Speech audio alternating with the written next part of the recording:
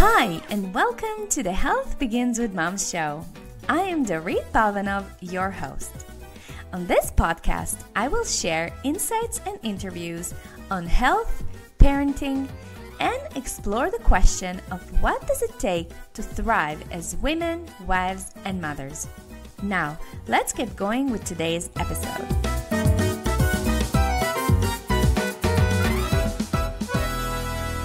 Hey everybody, welcome to another episode of the Health Begins with Mom podcast. This is Dorit Palvanov, your host. I want to start today's show with a quote, and I want to dissect it together with you as we go along. And it goes like this. Until you make the unconscious conscious, it will direct your life and you will call it fate. So what does this mean? We all have our internal narratives, the things that we identify ourselves with, right? We spoke about this last week. There are factual narratives and made up or perceived narratives that we believe are true. The key word here is believe, which implies that these narratives could be fictional or untrue. So you may have heard other coaches or therapists or healers refer to them as your internal stories, right? Some examples of factual narratives could be, I am a woman, I am a mother, I am a wife, I am a daughter, I am a business owner, etc., etc. The things that you know about yourself that are 100% true. Now, can you think of some fictional narratives? What are you telling or thinking about yourself that could be untrue? So some of the examples I hear from my clients are things like, I am weak, I am untrustworthy, I am incapable, I can't have this or that, I don't deserve X, Y, or Z. Where I come from, we don't think like that, right? I am a woman, therefore I'm not entitled to that. So some of my personal stories where I can't have a successful business while raising small kids, or being rich must be nice, but it's not for me. All I need is just a roof over my head and food to eat and I'll be fine. Another thing was I'm good with having enough, but not too little, but not too much. So we all tell ourselves these stories all the time. The moment you become aware of them, you realize that no one was pressuring you to think a certain way, but you. We are literally the creators of our lives, and the way we create is by the power of our thought. And like I said, a few weeks ago, I was talking about the importance of using I am statements with caution and intention, because every time you say something about yourself, you are creating your current reality and also who you want to be. So if you've missed that one, please go ahead and listen to it.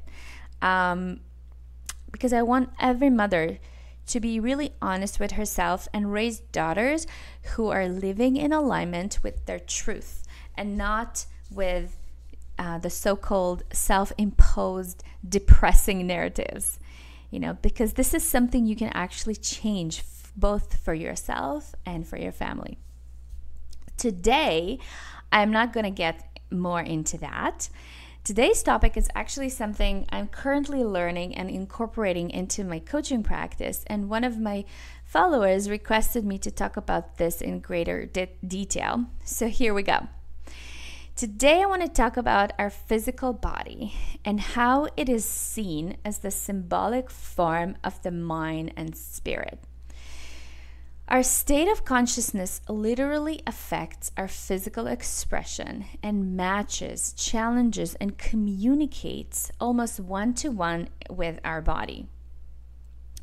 This means that we have several subconscious levels of ourselves, again, that we obviously might be unaware of, that are influencing and reflecting on us all the time.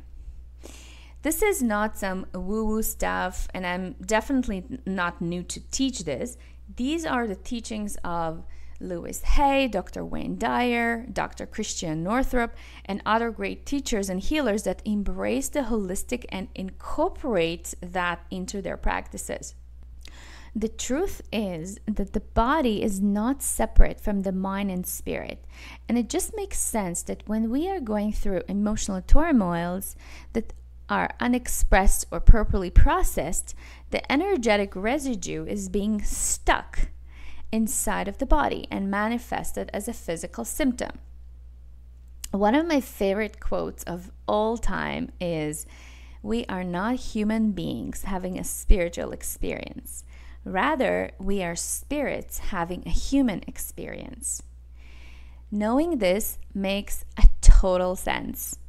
Think about yourself as an energetic being through which energy flows constantly.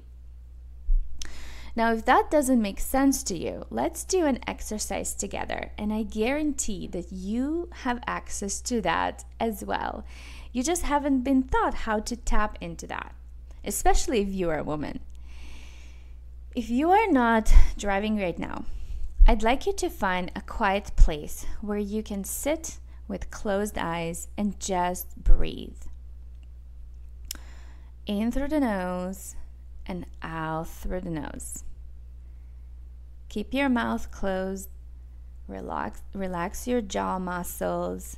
Come to a complete relaxation and a feeling of ease. Now, as you breathe, I would like you to imagine yourself as a vessel, as a container through which energy constantly flows.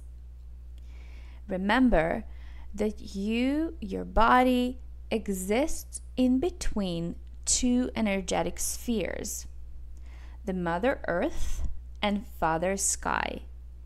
And in order to feel a part of creation, you must make sure that this energy, which flows in an upward spiral from your feet, if you're standing, or your pelvis, if you're sitting, and this energy flows all the way through your solar plexus, through the heart, through the throat, the crown of the head, and out into the sky. So you can almost imagine this upward spiral constantly spiraling through which energy constantly flows. Now for the next few minutes, I want you to just breathe and imagine this energy flowing from bottom to top, uninterrupted.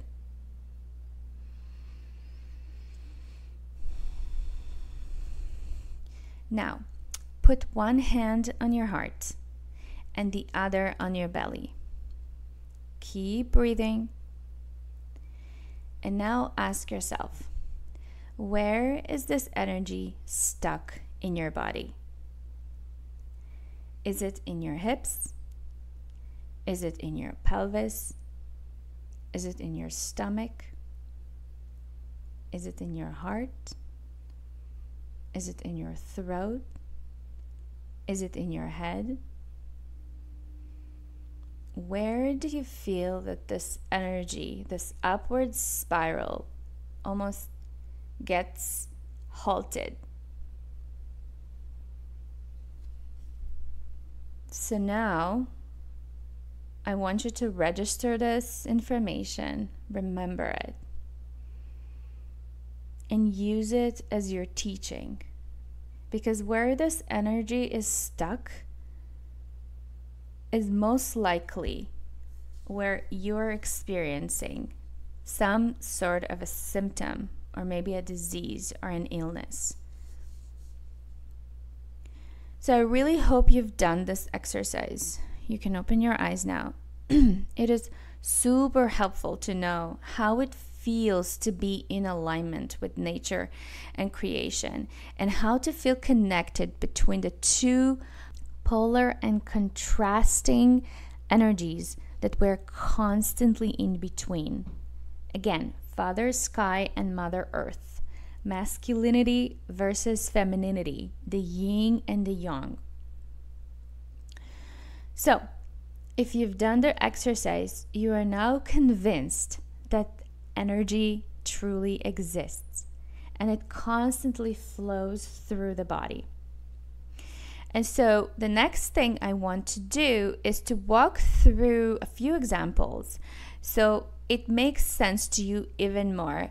And what do I mean by your physical body manifesting symptoms that are related to, that are coming from your subconscious awareness? So, like I said, I want to share a few examples of symptoms of some of the women that I worked with, and how these symptoms actually help them in understanding what their body-mind was trying to communicate about them and about where they should be going with their personal growth. And hopefully this will help you start this process as well. So I believe that as women and mothers, we are healers, and we can literally change or create our realities with the power of our subconscious mind, which is active even if you are unaware of it. The subconscious mind always strives to be expressed and to come out to the surface. The more you try to suppress it, the more physical symptoms you will manifest. So one of my clients has been experiencing thyroid issues for years. So things like extreme fatigue, moodiness, low libido, inability to start the day with ease and energy. She felt like she has to drag herself out of bed every single day, and she felt like she's not living her best life and wished to be like she used to before having kids. So let's talk about the neck and the throat area, which is where the thyroid is. Psychospiritually, the neck is the bridge between the head and the body. The head represents our intellectual abilities to express how we feel, rationalize, and use logic in communicating our needs. And the body represents our intuitive or gut feelings.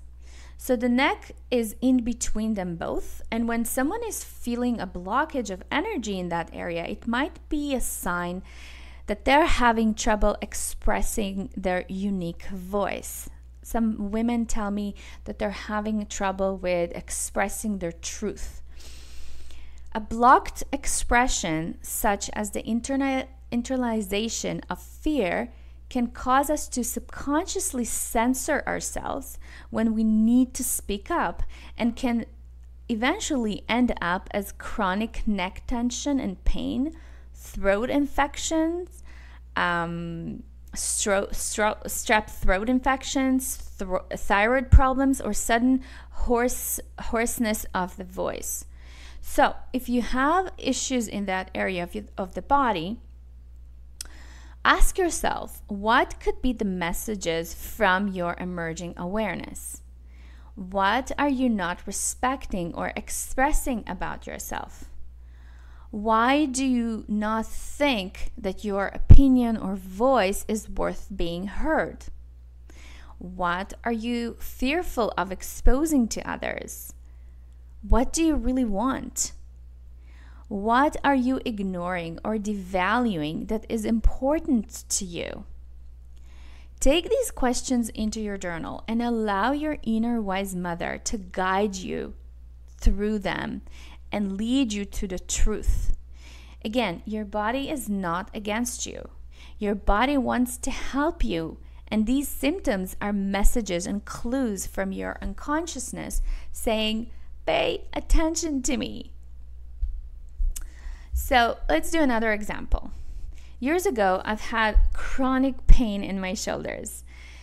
I've had pain, inability to keep my shoulders straight, discomfort, etc. I couldn't even just flex my shoulders. And shoulders reflect our relationship with the burden of responsibility, its connection to conflict, power, and integrity. along with the potential for expression of joy, openness, and strength. One of the world's leaders in this approach is Marianne, who is the founder of the Rosen method. And he refers to the shoulders as shooters. If you find yourself constricted by coulda, shoulda, woulda, you may be having some tensions in your shoulders. And this is very common among women because we are raised to be good girls, right? That do things in a certain way. And if you don't, then you are inherently bad. And it takes years to unlearn this. Specifically, the right shoulder relates, and obviously it's a negative manifestation to powerlessness, frustration, and anger, which is what I had. Positively, it concerns our ability to set clear boundaries, learning to say no, and valuing our own worth and integrity, which thankfully I learned through working with the body, yoga, and also food. The left shoulder, on the other hand, relates to the heart and the ability to express yourself emotionally. Notice yourself. Do you tend to follow your heart, which is, by the way, on the left side of the body? Or do you crush your own spirit through the excuses of responsibility, guilt, and duty? So here are some journaling prompts you can work through in order to start releasing some of your constriction in this area of the body. Learn to recognize when others overstep your boundaries or disrespect you, and develop the courage to set limits or just say no.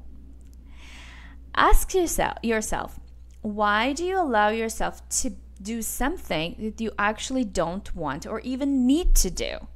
Why do you assume the responsibility is always yours? Learn to delegate and share responsibility. That's a big one. It was huge for me. Identify the areas, the people, the relationships, the situations that drain your energy, and assess whether they need to be in your life anymore or maybe not. Maybe it's time to just let things go in order to relieve some of the burden that you feel on your shoulders. Now, another very common body area women have physical symptoms with is the solar plexus, the stomach area, and the mid-back areas. I've had clients who've had ulcers in the stomach, digestive issues, unexplainable pain in the stomach, purging. All of these symptoms have a direct link to the inability to process stress, anxiety, and fear. Think about it. Where do you feel stress in the body? Usually it will be felt in the abdomen area. So if you have a tendency to worry a lot or think about the worst case scenarios, most likely this area would be sensitive in your body. Think of worrying about something without action to resolve it as kind of poor digestive ability. Thoughts and emotions cannot be broken down. They can't be sorted and used effectively. Instead, they churn around without being digested, and we feel stuck. We feel anxious and powerless to do anything. And by the way, this is a learned behavior. It took me years to figure this out, but I've realized that it was actually something that I also had, and I learned it actually through my mom, because my mom has the tendency to worry a lot, and I realized that I have inherited it from her. And so with intention and dedication, this can be unlearned. And one of my best tools to help myself with that was journaling. Journaling was huge for me because these thoughts that I constantly produced, instead of just letting them linger inside of my body, by learning to just put them on the paper, almost like download them somewhere, which was huge for me. So I highly recommend, if you are experiencing some discomfort in the area of your stomach, if you are a worrywart, definitely use journaling as one of your tools to help yourself. So the gut is our second brain, and it houses nerve cells that have the ability to process emotions and feelings. And that is why the expression gut feeling is actually real. So I'm not going to get into the science of the microbiome here, which is, I think, fascinating on its own, but I do recommend you to look it up if you are particularly interested. And for now, let's just see what are the things that you can do to help alleviate some of the symptoms that you may have associated with this area of the body. So many women who have issues with this area of the stomach, they tend to manifest hormonal imbalances. They have issues with the breast, fibroids, infertility issues, and issues with their menstrual cycles, because intuition is the domain of the feminine. In ancient traditions and cultures, they relied heavily on their women to predict and trust their ability to know and follow their intuition in order to lead the tribe. The more out of tune you are with this feminine intuitive compass, the more issues you will tend to manifest in your female organs. Again, your body is not punishing you. Rather, it wants you to rise up and claim your true power as a healer, as a leader, and divine being that you are. So what are some things you can start doing in order to bring more balance into this area of your body? Number one, you can start trusting your own resourcefulness. You are not a victim of circumstances. You can change your situation. You must start trusting your humanness, your abilities. You must start trusting that the Creator made you capable, and it is your responsibility to rise up to that. Number two, ask for help. Stop thinking that you can do everything yourself, because you can't and you shouldn't be. Delegation is your tool, and use it like a badass. Number three, don't procrastinate on your dreams and aspirations. You know what you need. You do know. Stop saying that you don't. All you need to do is take action, one step at a time. Number four, let go of your dysfunctional relationship to your mom, which is a topic for a separate podcast, but I just want to add that I wanted to add this here because many women with stomach issues have unresolved trauma related to their mothers or significant women in their lives. And I did record a full podcast about healing the mother wound, so please go ahead and listen to it. It's episode number 53, and it's called You Are Not Your Mom. All right. Lastly, I want to talk about two very common areas women complain to me about, and these are the hips and the lower back. Oh gosh, so many women with hormonal imbalances have issues with their lower back. So let's see what might be happening there. The hips area is where the body produces the sense of balance, homeostasis, and power. So think about this. Both of your legs are holding you on the ground, right? In order to have a stable walk, you need to be able to shift balance from one leg to the other, right? So it's almost like, think about this like a scale. In order to be walking with ease and comfort, you want to be able to shift your body weight from one leg to the other with ease and comfort. So if you've ever heard of imbalances of the second chakra, this is where this would come from. This is where creativity, sexuality, money issues, this is where all of this originates from. It all goes back to the feeling of powerlessness and frustration, which is symbolized as inflexibility, pain, and inflammation in the hips. The low back literally holds our entire body frame. So going back to your connection between Mother Earth, which is downward energy that pulls you down closer to Earth, where all of your five senses are engaged with food, sex, sleep, or other earthy activities that sometimes feel like you are, if you do a lot of them, you're not realizing your full potential as a human being. And then the other energy is Father Sky, which is the energy that pulls you up towards higher realms, towards spirituality, God, higher self, or that soul ache that whispers in your ear that you want more out of life. So these two realms are held and supported by our lower back.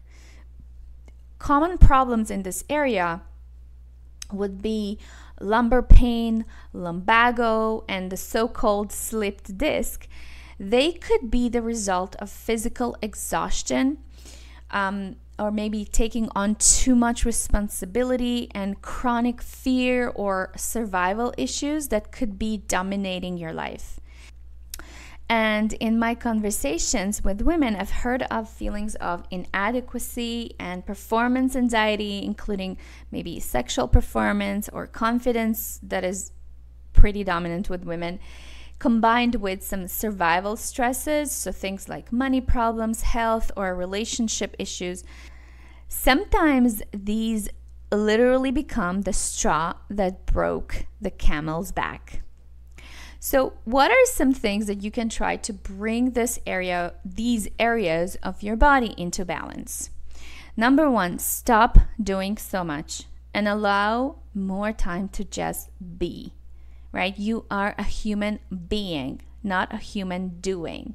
So in order to feel like a being, you need to stop being so pulled by that energy of, the Mother Earth, the energy of just doing earthly things with your five senses or with the body, and just give yourself the permission to do things that are bringing you closer to the opposing energy, which fill up your soul. Number two, rest your physical body.